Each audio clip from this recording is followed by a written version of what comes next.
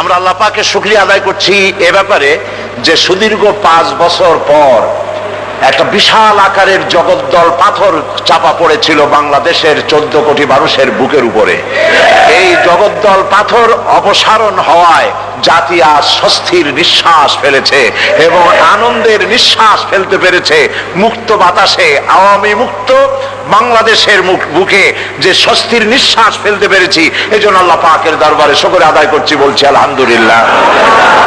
আমি খুব লম্বা বক্তৃতা মোটেই করব না, কারণ আমার জানা আছে যে ধৈর্যেরও একটা সীমা থাকা উচিত। এই জন্য আমি ধৈর্যচ্যুতি ঘটাবো না, দুইটা কথা বলবো। একটা বলবো যে এই আওয়ামী লীগকে ক্ষমতায় আর কেন আসতে দেওয়া হবে না, এইটা 1 নম্বরে বলবো। 2 নম্বরে বলবো এরা যদি আবার আসতে পারে তাহলে দেশের হালতটা কি হবে। এই দুইটা কথা বলবো মাত্র। 1 নম্বর কথা হলো এদেরকে বাংলাদেশে আর ক্ষমতায় আসতে দেওয়া হবে না। বলেন ইনশাআল্লাহ। কেন দেওয়া হবে না? তার কারণ হচ্ছে প্রত্যেকটি সরকার যখন ক্ষমতায় আসে তখন তাদের দায়িত্ব হচ্ছে জনগণের নিরাপত্তা দেওয়া, আইন শৃঙ্খলা পরিস্থিতির উন্নয়ন করা। উনি বলেছিলেন যে আমি প্রধানমন্ত্রী হিসাবে প্রথম রেডিও এবং টেলিভিশনে তিনি যে ভাষণ দিয়েছিলেন সাবেক প্রধানমন্ত্রী, তাতে তিনি বলেছিলেন যে আমি দেশকে সন্ত্রাস মুক্ত করব, এটা তিনি ওয়াদা করেছিলেন। কিন্তু দেখা গেল 5 বছরে তিনি গোটা দেশকে সন্ত্রাস দিয়ে ছেয়ে ফেলেছেন। তার নিজস্ব সোনার ছেলেদেরকে দিয়ে শুধু সন্ত্রাস করার নাই, ধর্ষণও করাইছেন। তাই দুষ্ট লোকেরা, আমার কথা নয়, দুষ্ট লোকেরা বলে আওয়ামী লীগ সরকারকে শুধু আওয়ামী লীগ সরকার না, এরা হলো ধর্ষণের সরকার। এই যে জাহাঙ্গীরনগর ইউনিভার্সিটিতে ধর্ষণের সেঞ্চুরি উদযাপন করলো যে ছেলেটি, তাদের সোনার ছেলের এক ছেলে 100 বার ধর্ষণ করে ককটেল পার্টি করেছে, মিষ্টি বিতরণ করেছে। এর একটা বিচারও তখন সরকার করেছিল। সেই বিচারটা হলো এই যে বিচারকরা এই ছেলেদেরকে ডেকে মাথায় হাত বুলিয়ে বলল, এই দুষ্ট ছেলেরা এই সব কাজ করতে নাই। এই হলো বিচার। এই বিচার করেছে দেশের 3 বছরের শিশু কন্যা থেকে শুরু করে 70 বছরের বৃদ্ধা নারী পর্যন্ত এই দেশে ধর্ষণের হাত থেকে অনেকেই রেহাই পায়নি। পত্রিকায় এসেছে একেবারে কম করে হলেও 40,000 নারী বিগত 5 বছরে ধর্ষিতা হয়েছে দেশে। এই 5 বছরে তারা যা মানুষ হত্যা করেছে তা 27,000-এর ঊর্ধ্বে। এটি হচ্ছে পত্রিকার রিপোর্ট, কিন্তু এছাড়া যে সমস্ত রিপোর্ট পৌঁছায় নাই তা আরো অনেক বেশি। এরা ধর্ষণ দিয়ে, সন্ত্রাস দিয়ে, খুন দিয়ে সব শেষ করেছে। তারপরে এদেরকে ক্ষমতায় আসতে দেওয়া যাবে না, এই কারণে দলীয়করণ, আত্মীয়করণ, বংশীয়করণের ইতিহাসের নিকৃষ্টতম দৃষ্টান্ত তারা এই জাতির সামনে পেশ করেছে। একেবারে টয়লেট কিপার থেকে শুরু করে সর্বোচ্চ পর্যায় পর্যন্ত নাম নিলাম না, সব দলীয়করণ করেছে তারা। লুটে পুটে, ওই যে সেই কথা আছে, উলট পালট করে দেমা লুটে পুটে খায়।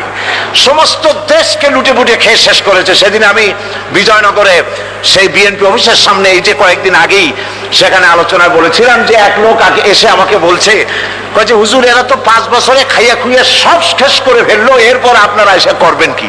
বললাম দেখেন, রমজান মাসে যখন জুলাই মাস বা জুন মাসে যখন রোজা হয়, 12 ঘন্টা রোজা রাখার পর ইফতারের সময় কেমন খাইতে ইচ্ছা করে?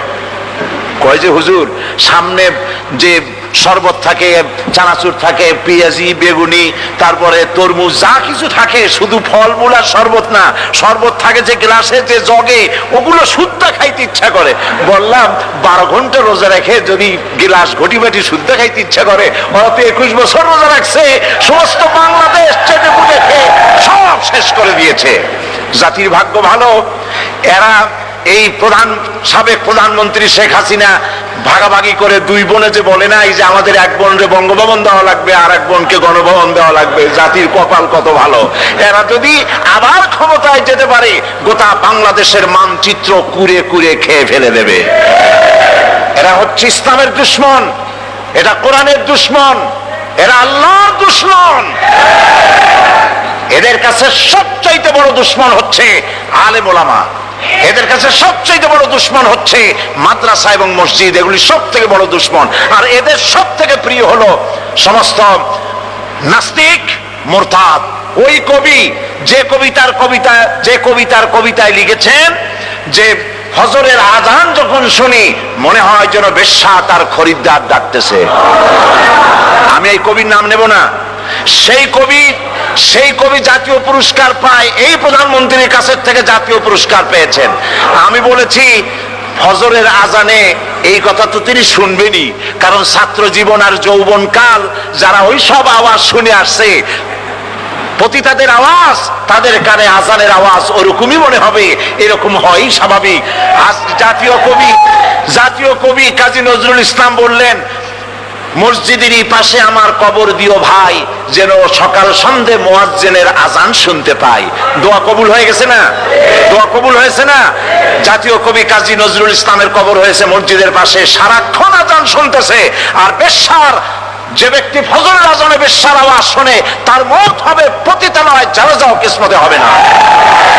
এইসব লোকগুলি হচ্ছে তার উপদেষ্টা কবির চৌধুরী। এ হলো তার যত নাস্তিক মুরতাদ সবগুলি হলো এর পরামর্শদাতা। একজন কবি বলেছেন, बर्बाद गुलिस्तान के लिए एक ही उल्लू काफी है, गुलिस्तान के हर शाख पे उल्लू बैठे हैं, फिर अंजाम गुलिस्तान क्या होगा। অর্থাৎ ফুল বাগানে ধ্বংস করার জন্য একটা হুতুম পেঁচা যথেষ্ট, কিন্তু হুতুম পেঁচা তো একটা না, এখন ডালে ডালে হুতুম পেঁচারা সব জায়গায় বসে আছে। অসংখ্য হুতুম পেঁচা বসে আছে বাংলাদেশের ডালে ডালে। আল্লাহর মেহেরবানি, চার দলীয় যে ঐক্য জোট হয়েছে, এই ঐক্য জোটের মাধ্যমে এই অপশক্তি বাংলার মাটি থেকে চিরকালের জন্য বিদায় হবে ইনশাআল্লাহ। তারা আজকে দেশকে জাহান্নামের দ্বার প্রান্তে দাঁড় করিয়েছে। এই সরকার আল্লাহ না করুন, সবাই বলেন আল্লাহ না করুন, আল্লাহ না করুন, আল্লাহ না করুন, আওয়ামী লীগ আবার যদি ক্ষমতায় আসতে পারে, বাংলাদেশ হবে ধর্মীয় দিক থেকে তুরস্কের ভাগ্য বরণ করবে, রাজনৈতিক দিক থেকে ভারতের সিকিম এবং ভুটানের ভাগ্য বরণ করবে। তুরস্কের ভাগ্য মানে কি জানেন? তুরস্কে মুসলমানদের দাড়ি রাখা নিষেধ, রাষ্ট্রীয়ভাবে আইন করে দাড়ি রাখা নিষিদ্ধ ঘোষণা করা হয়েছে। নামাজ পড়া নিষিদ্ধ। বিশাল বিশাল মসজিদ আছে, লোকেরা নামাজ পড়তে পারে। একজন আজান দেয় সরকারি মুয়াজ্জিন, আজান দিয়ে চলে যাওয়ার পর এক কাতার দেড় কাতার লোক হয় মাত্র তুরস্কের ভেতরে। মহিলারা বোরকা পড়তে পারে না, আরবি ভাষাকে শিক্ষা করা হারাম ঘোষণা করেছে মোস্তফা কামাল পাশা। সে লোক মরে গেছে, দুনিয়া থেকে বিদায় হয়ে গিয়েছে। একজন সংসদ সদস্য, মহিলা সংসদ সদস্য, এই যে গত 2 বছর আগে তিনি বোরকা পরিহিতা হয়ে সংসদে গিয়েছিলেন, এই অপরাধে তার শুধু সংসদ সদস্য পদই যায় নাই, নাগরিকত্ব পর্যন্ত ক্যান্সেল করে দিয়েছে সেখান থেকে।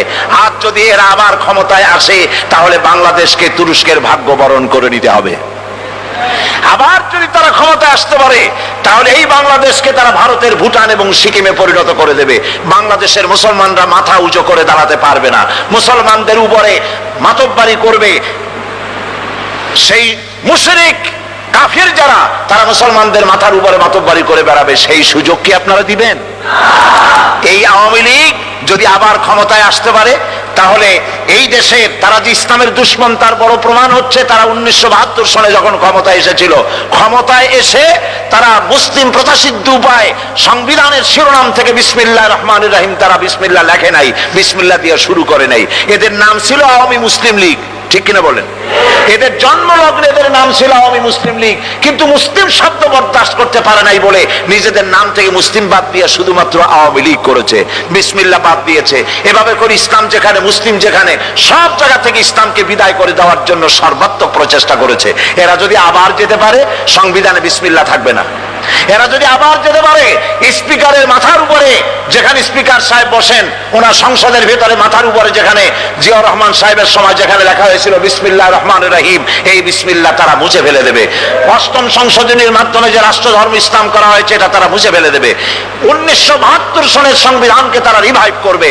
1972 সনের সংবিধানে ধর্মনিরপেক্ষ মতবাদ সেখানে স্বীকৃত ছিল। শহীদ প্রেসিডেন্ট জিয়াউর রহমান সাহেবকে আল্লাহ পাক জান্নাতুল ফেরদাউস নসিব করুন। তিনি এই ধর্মনিরপেক্ষ মতবাদকে সংবিধান থেকে উৎখাত করেছেন।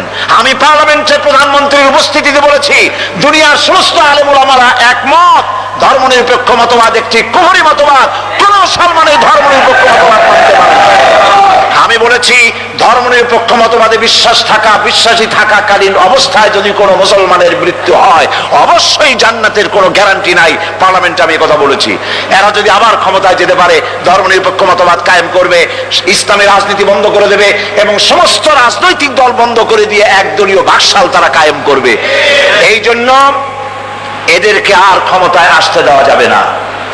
4 দলীয় জোট ঐক্যবদ্ধ হয়েছে। পিরোজপুরের ব্যাপারে বক্তব্য হচ্ছে পিরোজপুরে 1 আসন থেকে নিয়ে 4 আসন পর্যন্ত 4 দলের পক্ষ থেকে যাকে যেখানে সেট করা হবে, যাকে যেখানে প্রার্থী মনোনয়ন করা হবে, আমি স্পষ্ট করে বলতে চাই সেখানে যদি আমার নাম নাও থাকে, যার নাম থাকবে আমি তার জন্য কর্মী হয়ে কাজ করব। তার কারণ হচ্ছে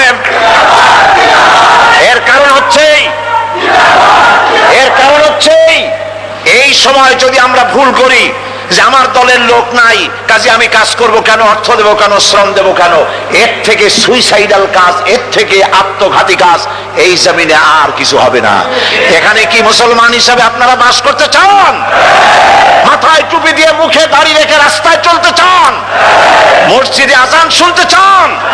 দেশ নেত্রী খালেদা জিয়া যে বলেছেন মসজিদ থেকে উলুধ্বনি শুনতে হবে, এই 5 বছরে তারা শোনাতে পারেনি। আগাম তিনি বলেছেন আবার যদি আসতে পারে স্বপ্ন পূরণ করে ছাড়বে, কারণ শেখ মুজিবের চাইতেও নিকৃষ্ট হচ্ছে তার মেয়ে। এক কাফন চোরার গল্প সেদিন আমি বলছিলাম জনসভার ভিতরে। কাফন চোর, এই কাফন চোরা মরে যাওয়ার সময় তার ছেলেদের বলল, আমাকে তো কেউ ভালো বলে না, এমন কাজ করবি যাতে আমার থেকে তোদেরকে ভালো বলে। কাফন চোর মরে গেল। এরপরে কাফন চোর আর ছেলেরা চুরি করতেছে, কেউ আর বাপেরে ভালো কয় না, ও ছেলেরা বাপও চুরি করতে, এরাও চুরি করে। ছেলেরা মিটিং করলো যে বাপেরে তো কেউ ভালো কয় না, তো কি করা যায়? শেষ পর্যন্ত তারা এক কাজ করলো নতুন করে, শুধু কাপড়ই তারা চুরি করে না, কাপড়টা চুরি করে লাশটার গলায় দড়ি বাঁধিয়ে গাছে ঝুলাইতে আরম্ভ করলো। লোকেরা বলা আরম্ভ করলো এর থেকে তোর বাপ ভালো ছিল। ওর বাপে তো শুধু কাপড় চুরি করেছে, ওর বাপে তো কোনো লাশ ঝুলায় রাখে না, এ শয়তানের তো লাশও ঝুলায় রাখলো।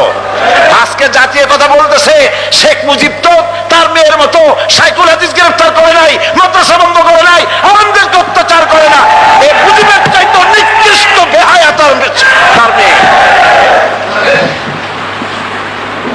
একজন মহিলা হয়ে তিনি মুসলমানের মেয়ে বলে দাবি করেন, আমরাও মনে করি একজন মুসলমানের মেয়ে, কিন্তু কোন মহিলা পরপুরুষের সাথে হাত মিলাতে পারে না, হারাম। তিনি যত পুরুষের সাথে দেখা উনি হাত মিলান, শুধু তাই নয় পরপুরুষের দেওয়া হাতে চুমা উনি গ্রহণ করেন।